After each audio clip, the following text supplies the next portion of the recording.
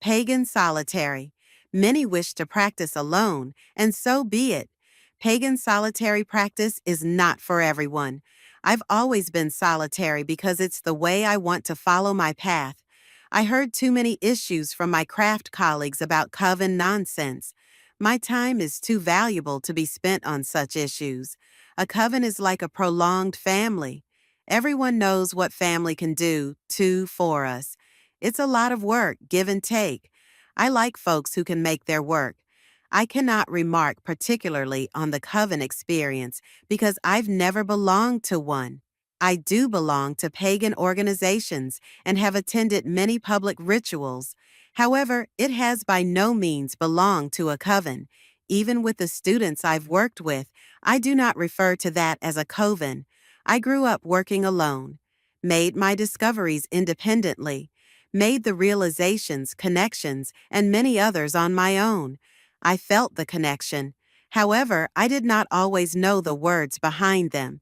After working together with like-minded individuals, my thoughts were confirmed. In a coven, you could get direct suggestions.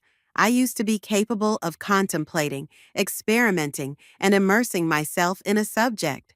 That's how I usually work. I like it. I am more in step with the previous methods in my current practices. Suppose you concentrate on the romantic imagination and prescience of the village witch. She was usually alone in her little cottage. People would come to her for help. Individuals did not stay in neighborhoods. They did not exist. Actual pagan existence was spread out. Your neighbor could be miles away. And the journey was typically on foot. How would folks contact one another? Overlooked telephones. Letters were very uncommon and very costly. Additionally, who knew right? Common writing of atypical folks is comparatively new. You needed to be guided by the divine. You needed to depend on your memory since writing was uncommon, and paper, vellum, was costly. Our methods are very dissimilar to those of our ancestors. We function in modern times, simply as they did in their own time. We have now come to a reasonable distance since the old days. I can join with others through the web. I've mates everywhere in the world. Some I've by no means even met, maybe by no means will. But we're linked. Being solitary doesn't imply being lonely. Working by yourself, you're always current. It would help if you were solely concerned with yourself. In a coven, there are various issues to be considered. What do you name the coven? Do all members have roles? How are new members acquired? Do you have internal access and external coverage? Who calls the conferences? Who writes the rituals? And many others. That is solely the tip of the iceberg. They need to be taught in our busy lives to ensure that issues run considerably efficiently and without excessive chaos, without group chaos guidelines. Although we all recognize that life happens and requires flexibility in most situations, this is not the only instance. Working solo provides me the most flexibility. I can work when and where I please, need to reply solely to myself. I can experiment with greater ease. If I choose to work robed in street garments or sky-clad, it could depend on my mood. Not a prescribed means by the coven. I can change the rituals far more simply. I can do a fast one or an extended one. I can attempt one other pantheon and many others. It's how I feel at the time. Oh, sure, I have got the standards that I exploit. However, I can flow far more simply working alone. The mechanics in a coven is an actual meeting of the minds. The change may or may not be straightforward. Do you attend conferences in your mundane life?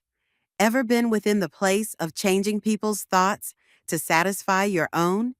It could not be easy. Luckily, most crafters aren't as anal as your committees at work. However, you have to have a working agreement on nearly every aspect you follow. Does this imply that I'm going around willy-nilly about what I do? Hardly. I take into consideration what I do quite a bit. Perhaps much more so than in a coven, for there are issues to maneuver alongside. You can't belabor a degree. I can mull on issues for moments, hours, days, weeks, months, even years, if I so choose.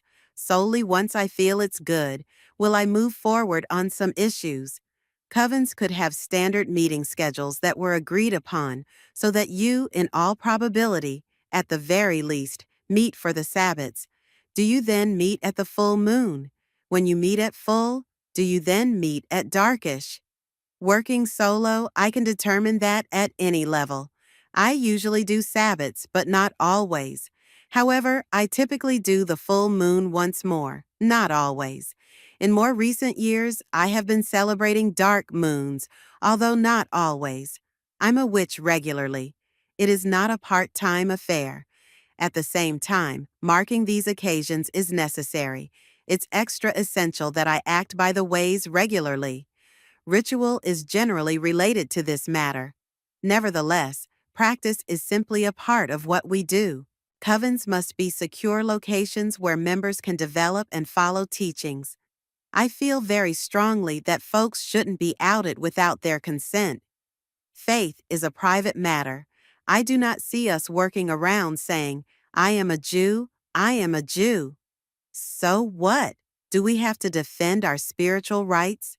However, it seems that in America, everybody's life is an open book, which might lead you to imagine, given some of the talks that reveal this, being public or non-public is a matter of choice.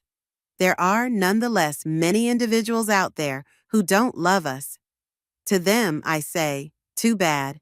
I digress barely, however, to make a degree. It could be safer for some folks to follow their path alone. They might not stay there regularly. They might later, in truth, become public. For whatever cause, desire, geography, or security, the selection ought to at all times be yours.